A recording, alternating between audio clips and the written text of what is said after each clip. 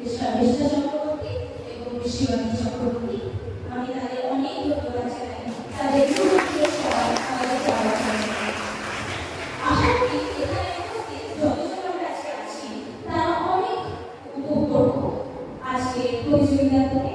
তো আর দেরি না করে শুরু করে আজকে কবিতা পাঠের আসর। আজকে আমাদের প্রথম প্রতিযোগী একাদশ শ্রেণী কলা বিভাগের ছাত্রী দিয়া পূর্বে।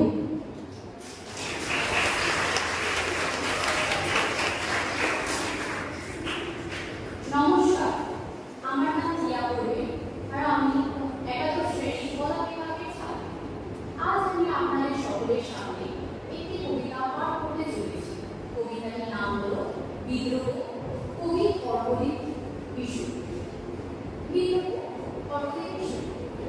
আমি ছেঁড়া কাপড়ে ফাঁপে দিয়েছি ধ্বংসের মুখে শত্রু। শাসক দল কোথায় গেল? চুপ করে গেলেন জনতা। নির্জন রাস্তায় গরিবের মেয়েরা যে খুন হলো, কোথায় গেল উনি? আইনে খাওয়া সে তো অনেক পর। তবু কেন শোনায় মৃত্যুবাণী?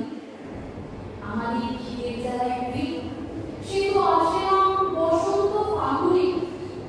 নিজের মাটি কোথায় পাবো? আমরা তো রান্না করি মরা কাঠের আগুনে। সমাজের বুকে আমরা তো ছুঁয়ে দেবো খড়গুলো।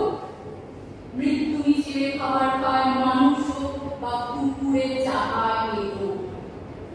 অনেক ঝুঁকি কেটে গেল হচ্ছে গহনা তর্ক যুক্তি। আসলে খড়ির কাটা যেমন মানুষ চায় না মানুষের। অনেক দেখেছি শোষণ ভাষণ, দেখেছি অনেক যুগের শুয়ে আমরা ছাপিয়ে দাও ন্যায় মুক্তির বিপ্লব। ধন্যবাদ।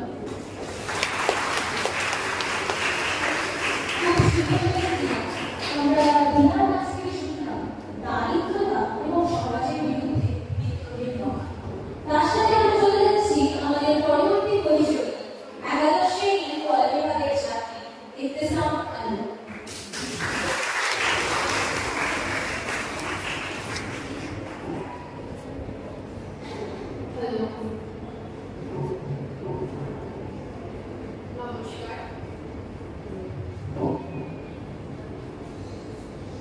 নমস্কার, আমার নাম ইবতেসাম আলী। আমি একাদশ শ্রেণী কলা বিভাগের ছাত্রী। আজকে আপনাদের সামনে একটা কবিতা আবৃত্তি করতে যাচ্ছি। কবিতাটির নাম অমরকান্তি। লিখেছেন কবি নীরেন্দ্রনাথ চক্রবর্তী। অমরকান্তি, নীরেন্দ্রনাথ চক্রবর্তী। অমরকান্তি আমার বন্ধু। স্কুলে আমরা একসঙ্গেই পড়তাম। রোজ ক্লাসে দেরি করে আসতো, পড়া পারতাম। সকলেও জিজ্ঞেস করে আমার অবাক হয়ে জানলার দিকে তাকিয়ে থাকতো যে দেখে ভারী কষ্ট হতো আমাদের। আমরা কেউ মাস্টার হতে চেয়েছিলাম, কেউ ডাক্তার, কেউ উকিল। অমরনাথী সেসব কিছু হতে চায়নি। সে রোদ্দুর হতে চেয়েছিল। খাদ্য বর্ষণ কাকতালীয় সে লাজু জামার চাপড়ের পাতায় যা নাকি অল্প একটু হাসির মতো লেগে থাকে। আমরা কেউ মাস্টার হয়েছি, কেউ ডাক্তার, কেউ অমরনাথী রোদ্দুর হতে পারেনি। সে এখন একটা অন্ধকার ছাপাখানায় কাজ করে। মাঝে মাঝে দেখা করতে আসে আমার সঙ্গে, চা খায়, এটা ওইটা গল্প করে। তারপর বলে উঠি তাহলে। আমি ওকে 10% হয়ে ফেলতে আসি। আমাদের মধ্যে যে এখন মাস্টারি করছে অনায়াসে সে ডাক্তার হতেই পারত। যে ডাক্তার হতে চেয়েছিল সে যদি উকিল হতো তাহলে আমরা উৎপত্তি হতো না। অথচ সবার ইচ্ছে পূরণ হলো। হ্যাঁ, অমরকান্তি রোদ্দুর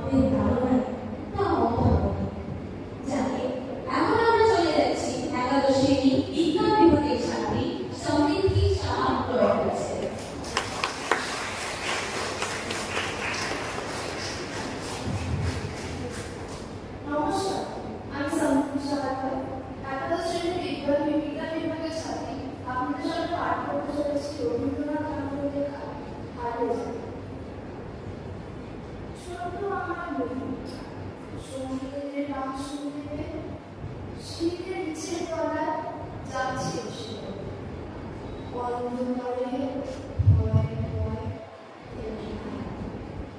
হাতে ছিল প্রদীপ আলো আচরণ দিয়ে আলাদা করে চলছিল সব আমি ছিলাম ছাত্র তারায় হঠাৎ করে কান্না শুনে উঠে দেখতে গেলেন ছুটে সিঁড়ি দিয়ে যেতে যেতে প্রদীপটা নিভে গেছে বাতাসে শুধাই গেল কি হয়েছে বাবি সে কেঁদে পাচ্ছে হারিয়ে গেছি আমি তারায় ভরা চন্দ্র মাসে রাতে বিরোধী ছাপ মনে হলো আকাশ বাড়ছে আমার নামের কথা যেন অমনি রাখবে নীলাম্বরের আসল খালি ঘিরে বিচ্ছি খালি বাঁচিয়ে একা চলছে ধীরে ধীরে মুক্ত যদি হঠাৎ যেন থামি আকাশ ফুলে উঠতে গেলে হারিয়ে গেছি আমি হারিয়ে গেছি আমি হারিয়ে গেছি আমি ধন্যবাদ খুব সুন্দর পাঠ করেছেন ছবিটি। রবীন্দ্রনাথ ঠাকুর এখানে প্রকৃতিকে এক করুণার রূপে তুলে ধরতে চেয়েছেন। তবে তার সাথে আমরা চলে যাচ্ছি একাদশ শ্রেণীর শেষ প্রতিযোগী বাণিজ্যিক বিভাগে জয়শ্রীতা বড়ুয়ার কাছে।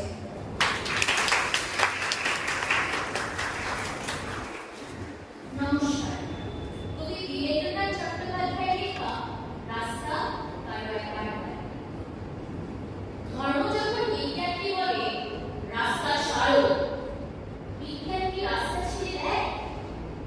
কোপের ভয়ে দেশান্তরী হয়েছিলেন লিওনার্দো দা ভিঞ্চি। সারাদিন এক অন্ধকার ঘরের মধ্যে পায়চারি করতেন গ্যালিলিও গ্যালিলে। তাকে পাহারা দেওয়ার জন্য বসে থাকতো একজন ধর্মের পেয়াদা, যার চোখের পাতা বাতাস। বিজ্ঞানকে তখন থেমেছিল, তীর্থের পাণ্ডারে বই হয়ে তাদের লাল চোখে পেয়েছিল পৃথিবীতে বেঞ্চির উপর দাঁড় করিয়ে সূর্যকে তার চারিদিকে উৎকর্ষ করাতে। ধর্ম যতদিন বুদ্ধি মানুষকে বেঁচে থাকার সাহস দেয়, ততদিন রাস্তা নিয়ে কারোর সঙ্গে তার ঝগড়া থাকে না। রাস্তা কারো একার নয়, বরং তাকেই একদিন রাস্তা ছাড়তে হয় যার স্পর্ধা আকাশ ছুঁয়ে যায়। বিজ্ঞান যখন প্রেমের গান খুলে ভাড়াটে জল্লাদের পোশাক গায়ে চাপায়, আর রাজনীতির বাদশারা পয়সা দিয়ে তার ইজ্জত কিনে নেয়, আর তার গলা থেকেও ধর্মের শাড়ির মতো কর্কশ আদেশ শোনা যায়, রাস্তা ছাড়ো নইলে পৃথিবী কালো সাদা হলুদ মানুষের গান। তাদের স্বপ্ন এক মুহূর্ত সেই চিৎকার শুনে থমকে তাকায়। তারপর যার যেদিকে রাস্তা সেদিকে মুখ করে তার সামনে আরো সামনের দিকে এগিয়ে যায়। কেউ কারোকে রাস্তা ছেড়ে দেয় না, বরং যতদিন এই পৃথিবীতে গান থাকে, গানের মানুষ থাকে, স্বপ্ন থাকে। ধন্যবাদ। জয়শ্রীতার মুখে আমরা খুব সুন্দর একটা প্রতিবাদের কবিতা শুনলাম, খুব সুন্দর লিখে জয়শ্রীতা। আর তার সাথে আমরা একাদশ শ্রেণীর সব কবিতা শুনতে পেরেছি। এখন আমরা চলে যাচ্ছি দ্বাদশ শ্রেণী, যেখান থেকে আমরা দুজনকে পেয়েছি। তো এখন মঞ্চে দেখে দেব দ্বাদশ শ্রেণীর কলা বিভাগের ছাত্রী সঞ্চিতা ঘোষকে।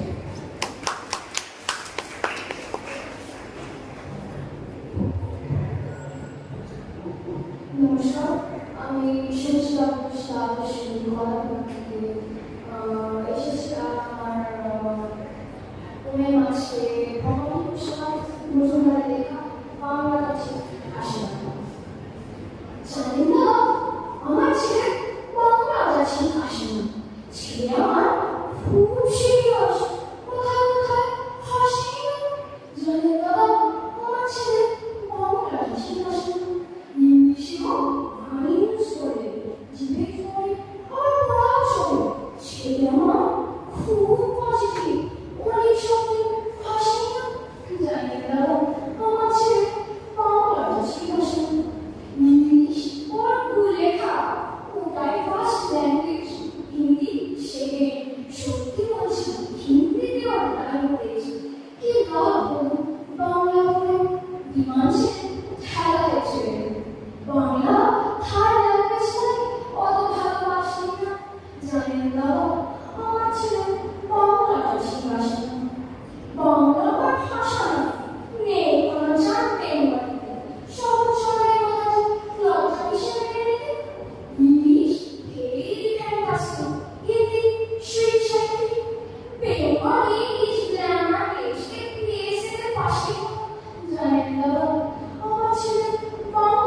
ভালোবাসেন। বাংলা is disgusting, disgusting সর্বনাশা। ইংলিশে বেশ বোম্বাস্টিক শব্দে ঠাসা দারুণ ভাষা। এই ভাষাটা দেবাংশী হয় শেখায় পিএইচডি। ভাষা পড়লেও কিছু কেউ ভালোবাসে না, জানেন না আমার ছেলে বাংলা ভাষী ভাষা। Shakespeare Wordsworth Shakira kids of primer ভাষায় কি বলিষ্ঠ সত্য সবলায়ন। কিন্তু আজি নজরুল রবীন্দ্রনাথ এদের কাছে এরা তুচ্ছ নেহাত। মাইকে হেরে বাংলায় ফেরে আবেগে উৎসাহ আসে না। আরে জানেন দাদা আমার ছেলে বাংলা ঠিক আছে।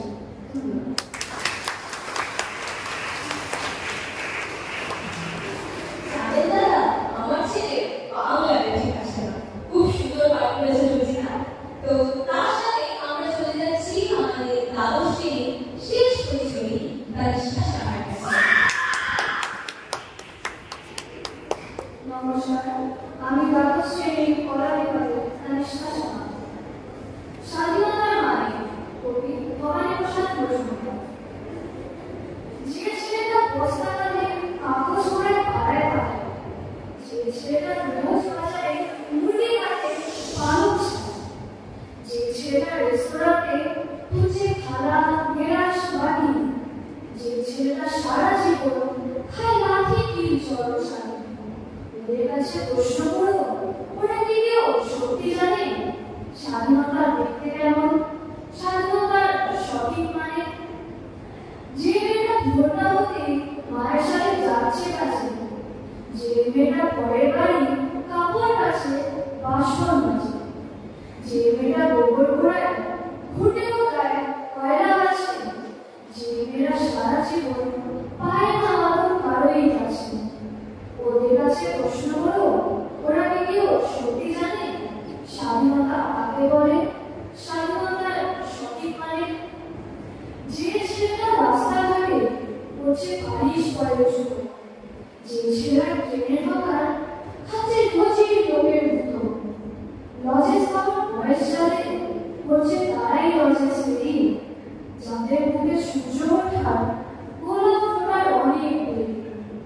ওদের কাছে প্রশ্ন করো ওরা কি কেউ সত্যি জানে স্বাধীনতার জিনিসটা কি, স্বাধীনতার সঠিক মানে? স্বাধীনতার মানে হচ্ছে নীল আকাশে বন্ধু পাখি, স্বাধীনতার মানে হচ্ছে চাঁদ তারাকে পড়ায় রাখি, স্বাধীনতার মানে হচ্ছে পাহাড় সাগর ঝর্ণা নদী, স্বাধীনতার মানে হচ্ছে হয়েছে বাতাস নিরবধি। স্বাধীনতার সঠিক মানে কজন স্বজন সত্যি জানে, স্বাধীনতার সংজ্ঞা খুঁজো সেবল ছেঁড়া পাখির গান। ধন্যবাদ।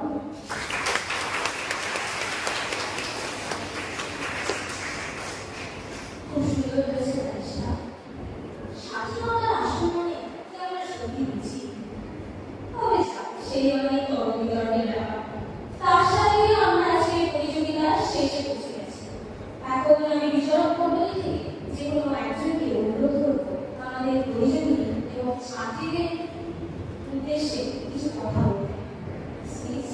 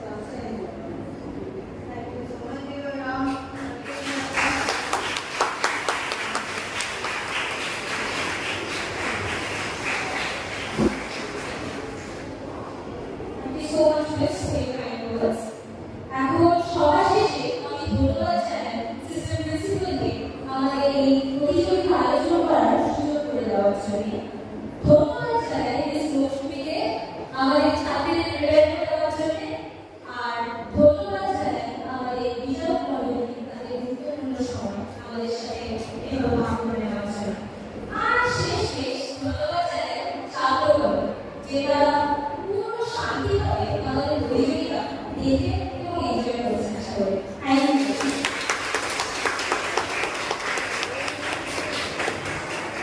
ধন্যবাদ জানাই সবাইকে। ধন্যবাদ আমাদের বিচারকদের আসনকে সবার আগে ধন্যবাদ জানাই আমার প্রতিযোগীদের আমার ছাত্রীদের যারা খুব সুন্দর প্রতিযোগিতায় অংশগ্রহণ করেছো, খুব সুন্দর আবৃত্তি নির্বাচন করেছো, খুবই সুন্দর, খুবই ধন্যবাদ আমাদের। আর ধন্যবাদ জানাই আমার প্রিয় ছাত্রীদের যারা অনেক ধৈর্য নিয়ে এই প্রতিযোগিতা শুনেছো। আর ধন্যবাদ জানাই শুনে থাকে যে সুন্দর উপস্থাপনা করেছে।